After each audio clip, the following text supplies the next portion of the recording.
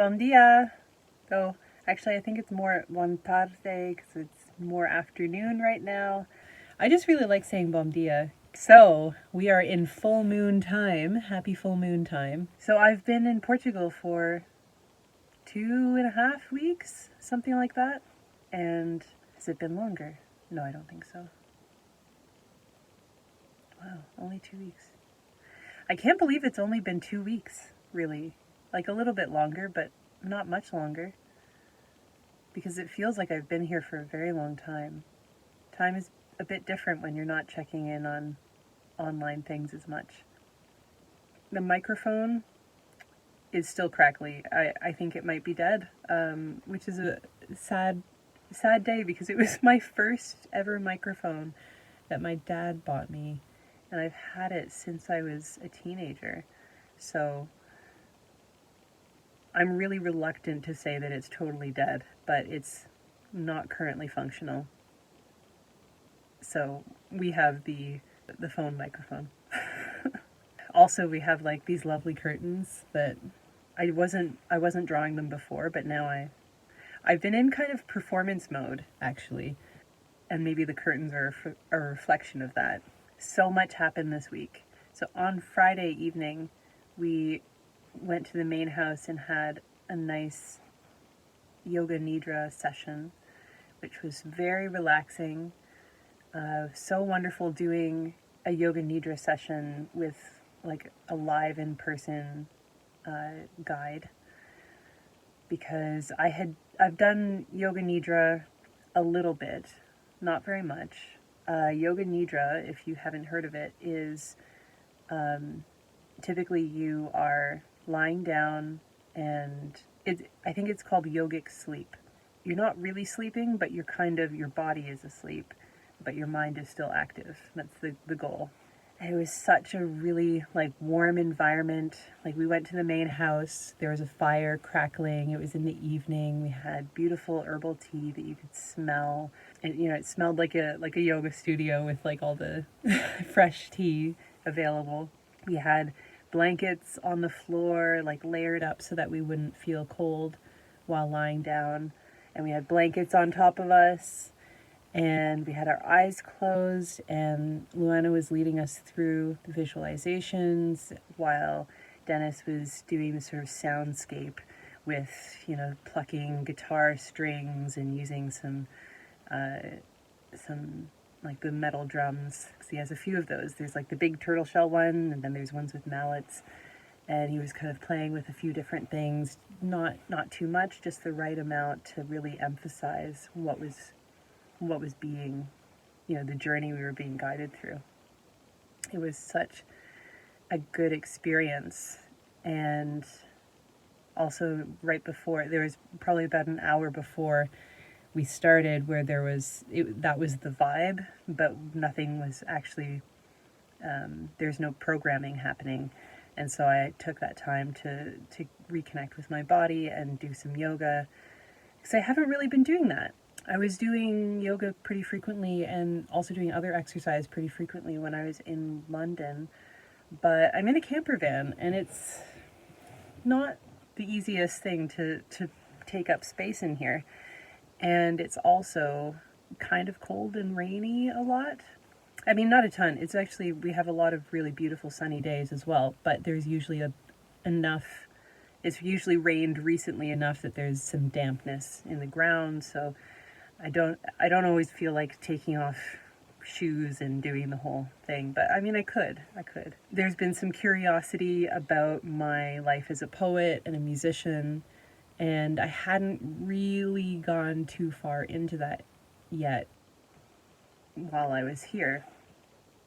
But then, for some reason, I woke up yesterday morning and just really felt the urge to polish up, brush up on my old poetry to see what I remember and how much I can remember. And I was really going over poetry and reminding myself of how much I love those poems and how much my ability to perform them has changed. And I don't mean that as like, oh no, I'm less able, and that, no. If anything, I'm out of practice, but my maturity level and the experiences that I've had and the development in my ability to relax and feel into the moment has really changed since I wrote them. So as I was going over them, I was listening to the recordings I had made years ago that were kind of rushed, or, there were moments where I could tell I was in that flow, and then moments I could tell I was out of it. Whereas now I think I'm more able to maintain that connection and more able to slow things down so that it can be more of a rich performance. So I was doing that yesterday morning, and then I finished making the compost toilet door, which I was very proud of. That's been my pet project for the week, other than clearing brambles, and I'm very happy that it's done now. I'm really happy with how it came out. I was able to make the door serve as a nice privacy filter, but also not obscure the beautiful view. So it's like kind of a half door, and I really like it. I think it's a good addition, and I had fun doing it. So I finished that. We also had some pruning going on, and lots of excitement around harvesting all of the citrus trees, because we had the pruning workshop the day before, which I haven't mentioned yet, but we did. Sunday, we had a pruning workshop, and it was, I had no expectations going into it, and it was so good. I was very impressed. The person who was leading it was very experienced and had knowledge from many different perspectives. So that was really cool. I learned so much. And not just about pruning. I learned a lot about nature. I learned a lot about, there were a lot of things that were lessons that I have already learned and integrated into my life, but rarely find other people who have done the same, or at least who are willing to openly talk about the same kinds of things. So that was really nice. I felt like I found a fellow weirdo.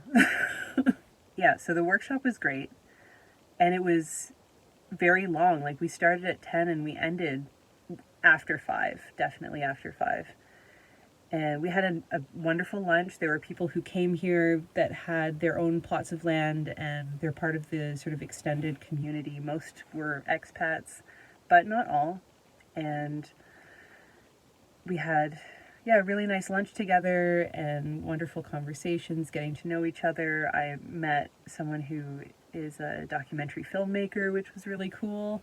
So we had nice things to discuss, and I felt very, very integrated into this community already. And then in the evening, we ended up just talking with each other into the evening, having some of the leftover pizza from last week, and really connecting with one another. And then we watched a documentary together about Temera, which is an intentional community in southern Portugal.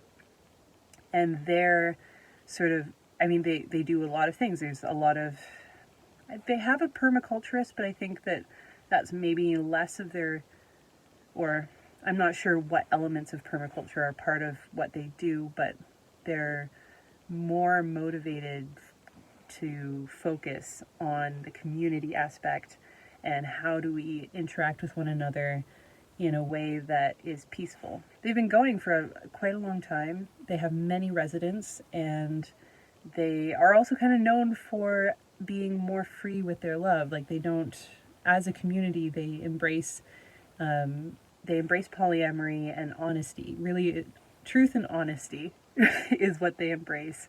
And if that includes polyamory, then that is also embraced. And if it includes, if people are preferring to really go deep into a specific connection rather than, diversify into others, that is also great. And there's no stigma associated with where you want to explore your relationships and how you want to build them. But there's a lot of curiosity and a lot of experimentation around all of those things. So the documentary is called Village of Lovers. I highly recommend watching it if you're curious about interacting and having a more peaceful way of doing relationships with people. But it was really beautiful to witness people who have grown up in that kind of community and how that impacts their development. There were interviews with, there was an interview with one of the children who was no longer a child. She was like a young adult, and she talked about her experiences of going through, growing up in that kind of environment, and it just seemed so healthy and supportive. So we watched that and had wonderful discussions afterwards, and I think that part of the discussions afterwards, we were talking about, creating space for romance, and that kind of got me thinking about music and poetry and just being creative and like embracing that side of life, which I love. Anyway, so yesterday I was brushing up on my poetry, doing some things during the day, finishing up around projects, and then as we were approaching sunset, I started thinking like, oh, I know that the guitar is in the house. Maybe I'll go and play some guitar. And there's a big front window, and it was open, and it was facing the sunset, and I just thought like, oh, this is a perfect place to sit and play music. And no one was in the house at the time. I started playing, someone else came and started working in the kitchen, like preparing something, and then into the resident child started coming over and hanging out with me, and I had taken out one of the metal drums and with mallets, and so he was like playing that along with me, and it was really cute. We were having a really fun time just playing with music. And then that evolved into like a full-on jam session with one of the other residents here brought out, those jam boxes that like you beat on as like a drummer, but you sit on it. So he was like playing that while I was playing music, and then she was like playing a little bit as well. And it was just really beautiful, wholesome, fun, creative experience. Yeah, so that was last night. And today I have the day off. I've been it's kind of a rainy day, so I haven't done a whole lot. I haven't pushed myself to do anything. I thought maybe I would work on my book, but that hasn't felt right yet. So I've had a slow morning. I started reading this book on Cascadia, which was lent to me by Ishi, who is also living here. And that is about the region, the Pacific Northwest region in North America, and how they are kind of one nation. And that's something that I'd kind of heard a little bit about here and there, but not very much. I didn't really know very much about that at all. So now I have a book that I've been reading, and it's really interesting. I've only just started it, but... And then tonight is part of the full moon time, and there's a full moon women's circle that I've been invited to, and I'm going to go. And then afterwards, there's a plan to go to Porto. There's an event happening there that we are going to go to. So that sounds like fun, and I'm excited to experience whatever the rest of the day holds. Now that the moon is basically full, like last night, it was so bright outside because of the moon, that I didn't need my headlamp at all, which was such a beautiful experience. I really loved being able to just be outside in the moonlight. I really missed that because in the city, you know, you might see the full moon, but there's so much other light that you're not in pure moonlight. But out here, there's nothing else. You know, there's distant lights far away, but that's not here. And it's just really nice. It's a different experience to just have your whole world lit up by moonlight. So I'm excited to experience that again tonight and the night after, I think. Oh, and we have a new volunteer now, so I'm sharing camping space with someone new. So things are changing all the time. And I've had so many more cuddles with cats, with the white cat. Not in here, but outside. Yeah, it's been a good week. I hope that you're doing well, and we'll check in after Valentine's Day. Happy birthday, Jen. I hope that your birthday is wonderful. And yeah, I'll see you. I'll check in after that. Bye.